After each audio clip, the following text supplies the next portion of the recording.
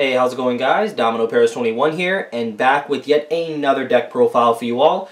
So, of course, what I have to present to you guys is my updated Gear Chronicle deck for post-G Booster Set 4. So, a little while ago, you guys probably already saw a match video that I've done against Shadow Paladin with my Gear Chronicle deck.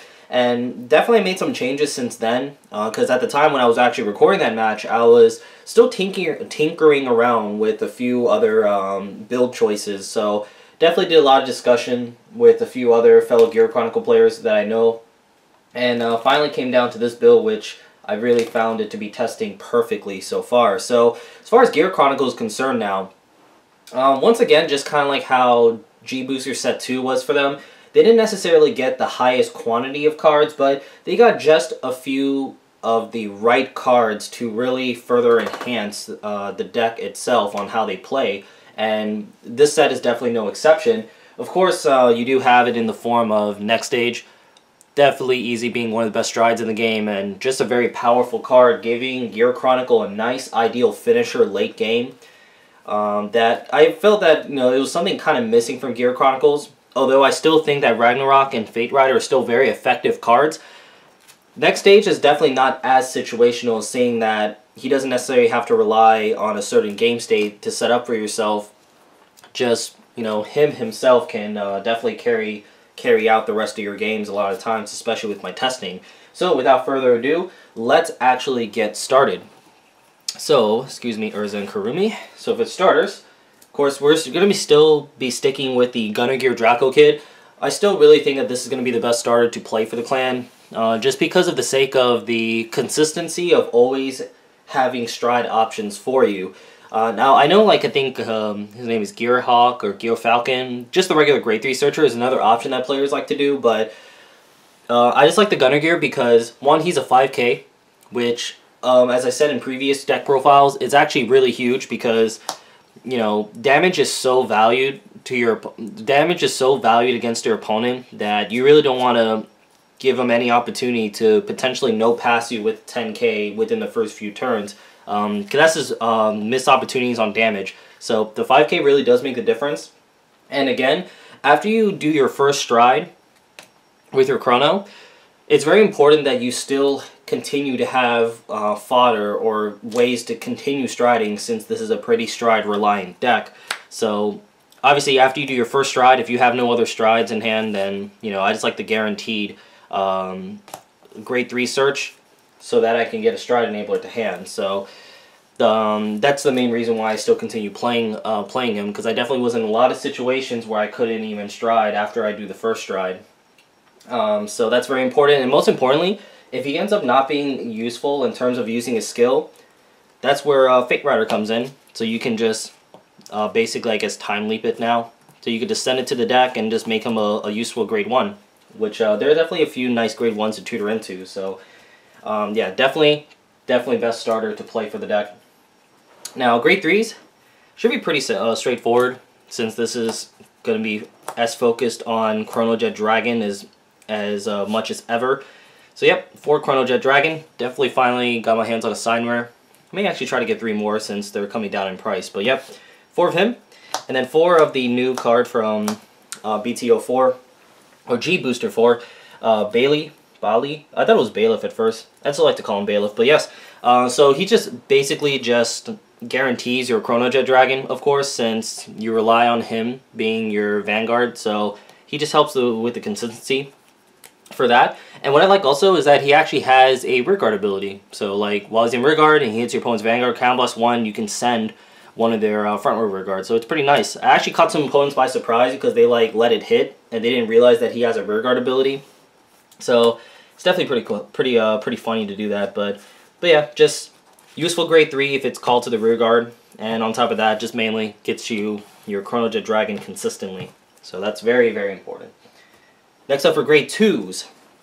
This is probably going to be one of my favorite cards in the deck, and definitely I'd say one of the MVPs. It's going to be 4 Upstream Dragons. So this is one of the few support cards that Gear Chronicles got, but it's definitely a very amazingly solid support card for this deck. So what he does is GB1.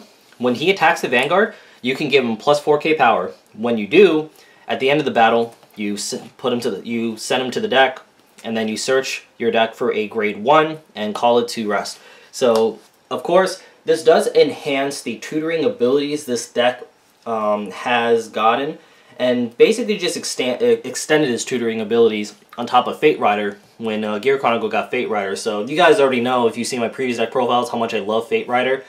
Fate Rider is definitely going to be, like, I think easily my favorite stride in the deck, next to obviously, you know, Nextage. But, you know, Fate Rider and Upstream Dragon have a really amazing interaction, so that you could basically, like, upstream, take advantage of his skill, tutor into a useful grade 1 depending on the situation, and then next turn, you know, you can Fate Rider, send the 1 back to get the upstream again, and then with Fate Rider skill you can get plus 3,000 to the upstream, so it can hit 16,000 by itself.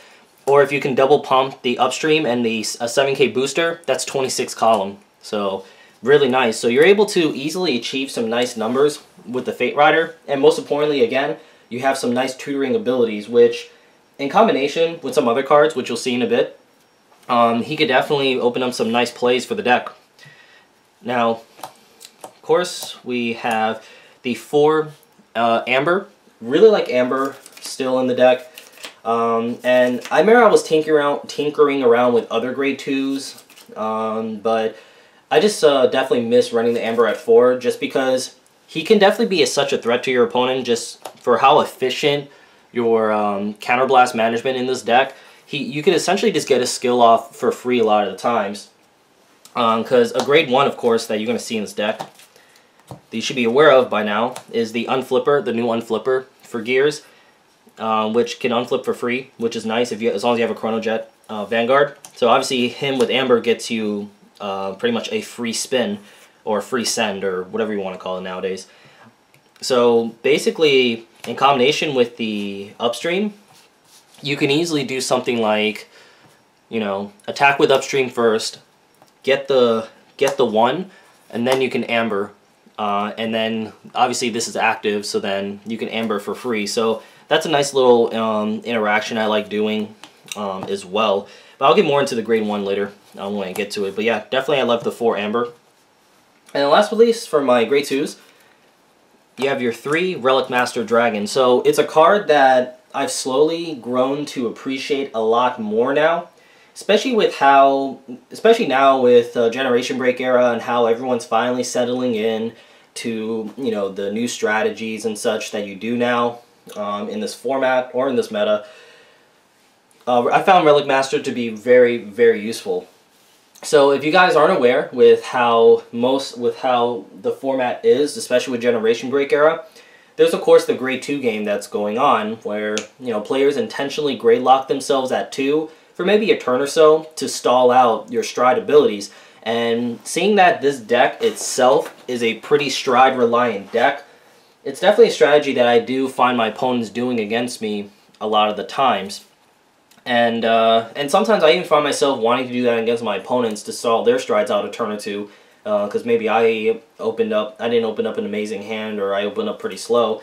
So Relic Master Dragon allows me to take advantage of some of the Gear Chronicle control ability to send cards in the bottom. I mean, he's basically a Berserk Dragon at Counterblast 2.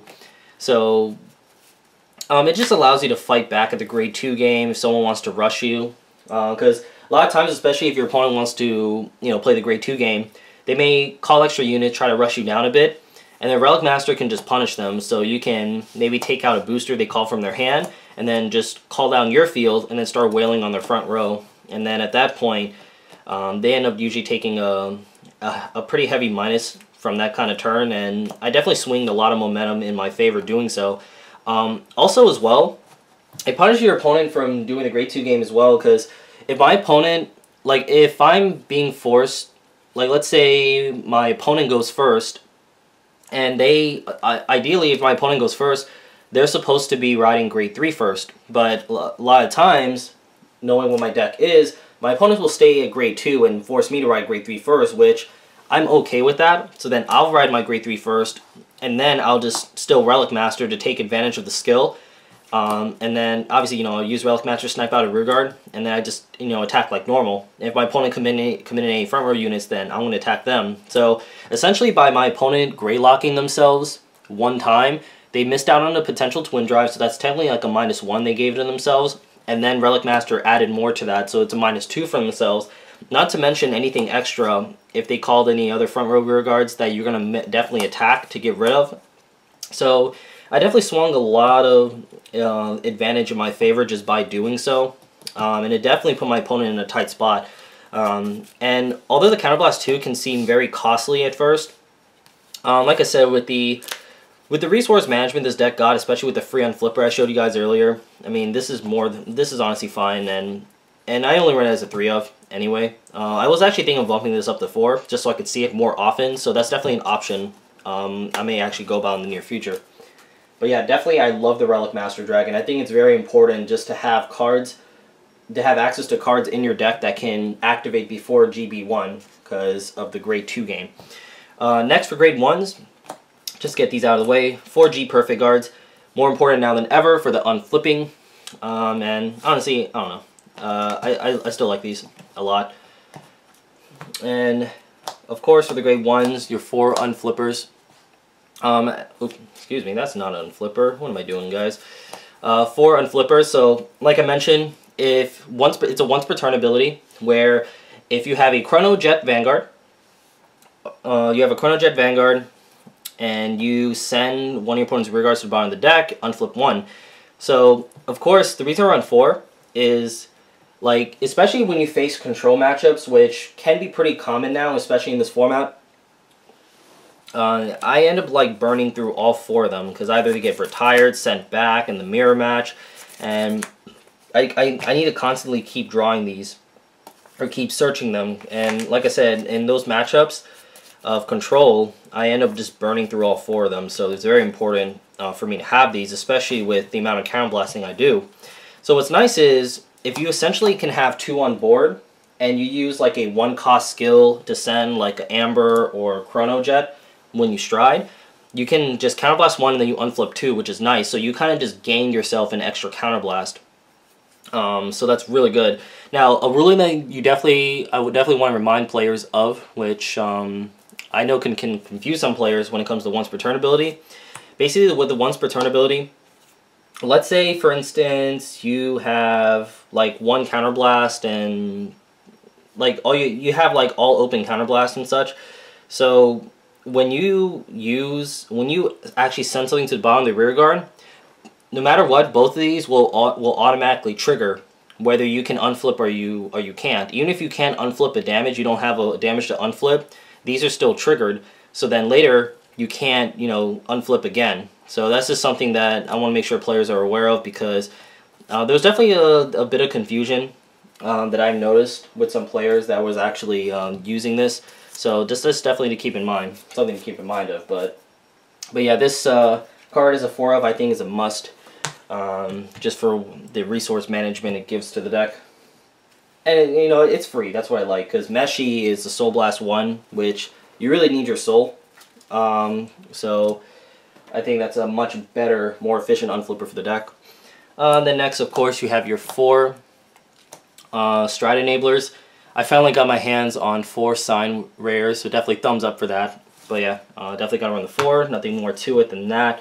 Then next, for my Grade 1, definitely like my MVP, my Grade 1's, you have your Steam Skara GG.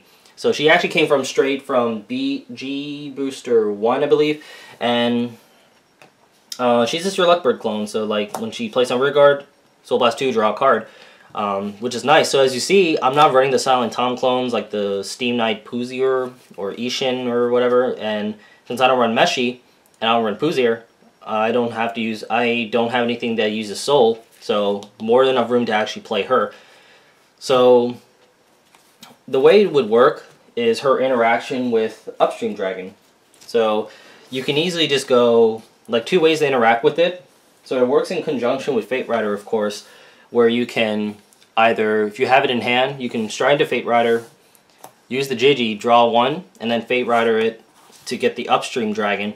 And if you have another soul an extra soul to get another 2 soul, the Soul Blast 2, you can upstream back into Gigi and draw again. I really do it. I really use it twice just because I don't have a consistent way to get my soul as much as I would like.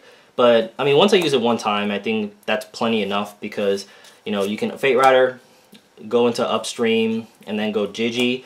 And then at that point, your following turn when you Fate Rider again, you can just send the Gigi back and then get it upstream, and then you can upstream into another grade 1 that could be more use. So that's the main reason why I only play the 1 GG, just because you have multiple ways to tutor into it, and then once you get it off once, that's kind of it. Because then at that point you want to start going into other ones in your deck that can be more use. So that's why I kind of find the 1 of, even though it kind of sucks when you damage check it or ride it, because that's it. So that's why I'm contemplating on writing a second one for that reason. So as my last slot for my 1s, I am playing the 1 Gearwolf still. So before, with how Fate Rider was essentially my win condition, just because you try to get a nice board going with the wolves and power them up with wolves and Fate Rider in combination to make some big pushes at your opponent, and then maybe Rattling-Clock them afterwards.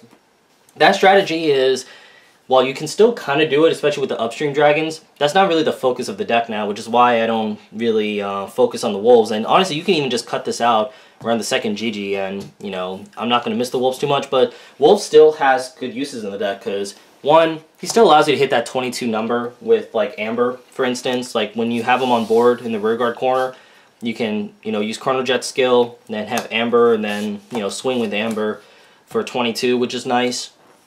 Or, most importantly, it's another choice I go to later in the game with upstream. Because, like I said, when I'm ready to try next stage the next turn, I'll go into like Fate Rider, and then you can go then you can like send back the Gigi, get the upstream, pump up the upstream, hit 16 unboosted if you want, and then you can go into Wolf.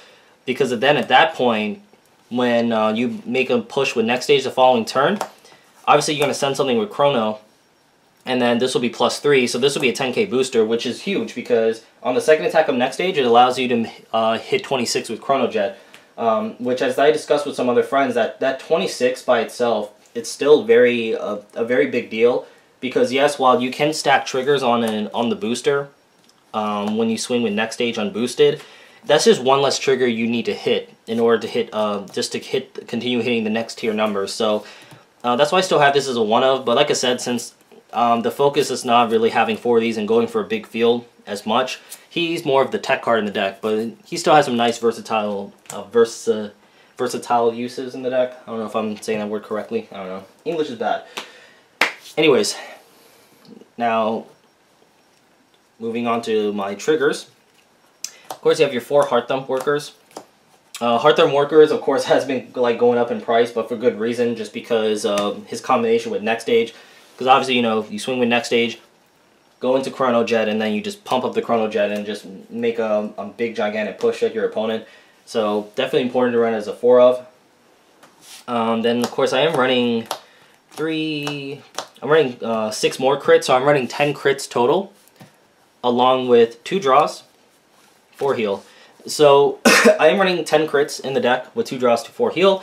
The reason is because I didn't find the 4 draw necessary, just because with the Gigi giving me a +1, I found was already sufficient enough. And then if you hit maybe 1 of your 2 draw triggers, that's like an added bonus. But I found the crits to be more valuable for this deck because, like I said, damage is so valued to deal against your opponent, to where it's nice to have extra crits, because the faster you can push your opponent to make them more prone to losing the next stage, the better.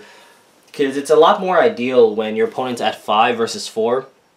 So when you go off with next stage, they don't have the option to like no guarding the Chronojet on the second attack, which a lot of opponents will do at 4 damage. They'll like perfect guard the next stage and then no guard the Chrono, and then just a lot of times they'll just challenge you to have the crit. But since I'm running a few extra crits in the deck, increases my chances to actually punishing them with that. So I found the crits to be a lot more useful. I do see some people that run like 12 crits, which is fine, but the draws are still fine.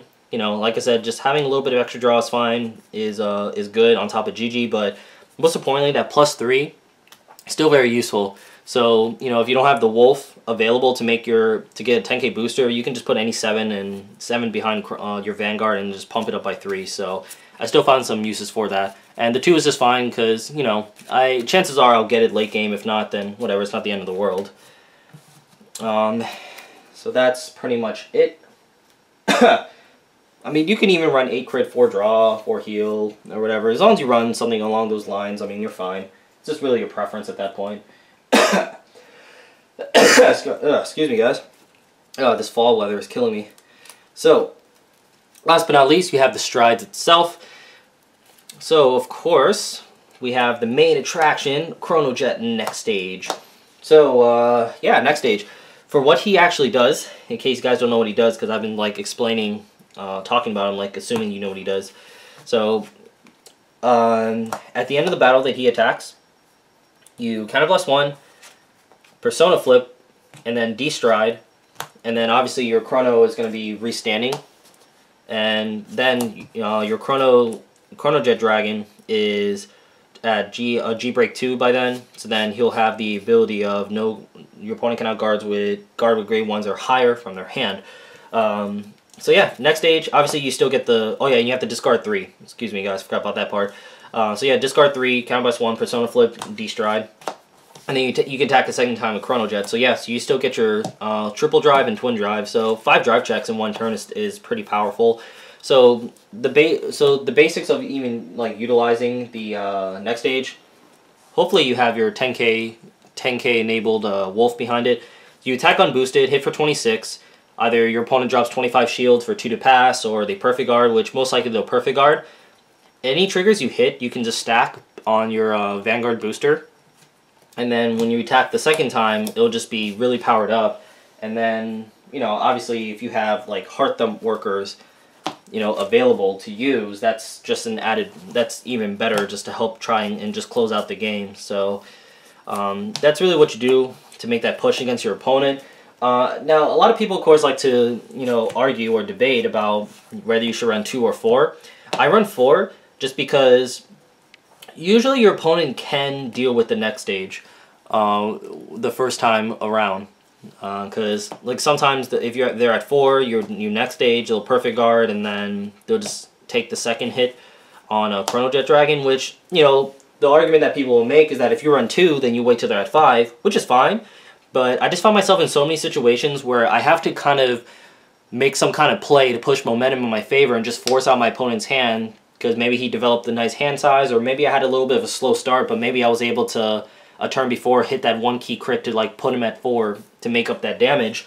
So I'll just like use the next stage freely, force out their hand, and it just feels very safe to make those kind of decisions, knowing I have a second one in the slot, you know, to go off with. Because chances are, if your opponent has to fully deal with the next stage, like guard all his attacks and everything, chances are they won't really have an ideal time blocking the second one. And usually by the time I do the second one, I'm pretty much going to win. So I found it very important just to have 4. Definitely you got to be careful, because there could be a risk of deck out, which is why I kind of cut down on my draw triggers, because I think there was one occasion where I decked out, but I don't know, that game was kind of weird, but I won't go into details about it. But a lot of healing was involved, definitely tell you that. But yeah, that's why I run the 4 next stage. Then next, we are running the 2 Ragnarok Dragon. So Ragnarok Dragon was actually a card I took out initially, just to kind of make room for other cards for utilization, but I definitely missed the Ragnarok, because like I mentioned, Ragnarok is not really necessarily a finisher for the deck as people like to perceive him as. He's just a great damage dealer, and a great second stride play, because like I said, if you fall behind in damage, you can just use the Ragnarok, push in that damage to open up your opponent to the next stage, or they'll just perfect guard him.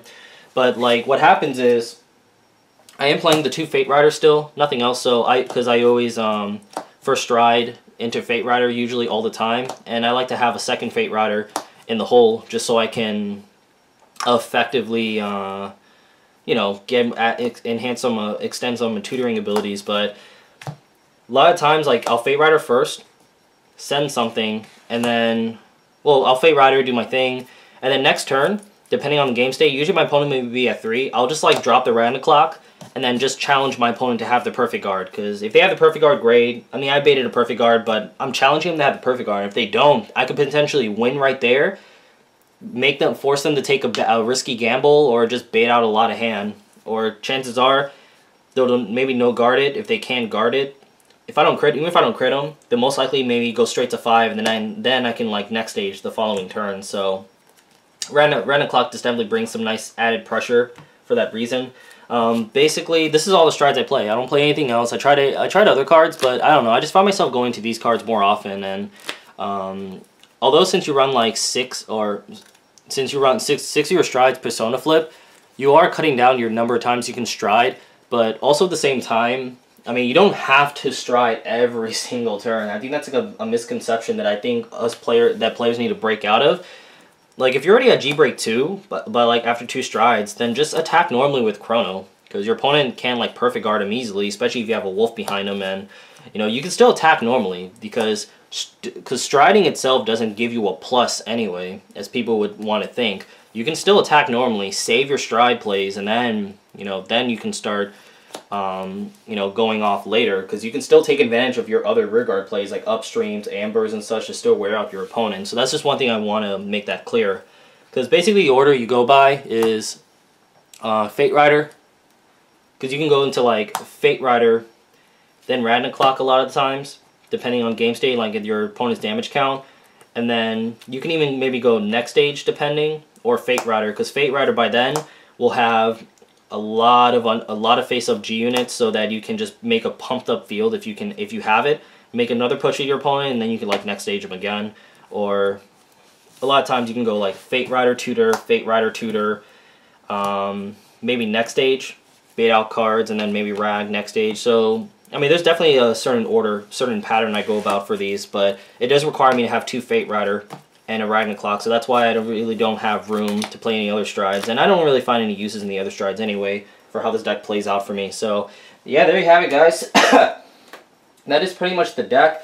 Really sorry that this was a much longer deck profile than maybe normal, but there was definitely a lot of things I wanted to get in depth about this deck to you guys. So yeah, I think definitely Gear Chronicle has improved a lot just with their upstream dragon, being able to utilize Gigi a lot effectively to get some nice pluses, and next stage being an amazing finisher card. Definitely looking forward to more support by Gears. Really not sure how this deck could change with future support, just because, I don't know, I'm really happy with how the deck is now, and the ratio space is going to be very, very tight, but that'll be in the future when the stuff comes out and I'm testing with it. But other than that, guys, thank you guys again so much for watching, and don't forget to leave a thumbs up, subscribe if you haven't, and I'll see you guys later. Peace.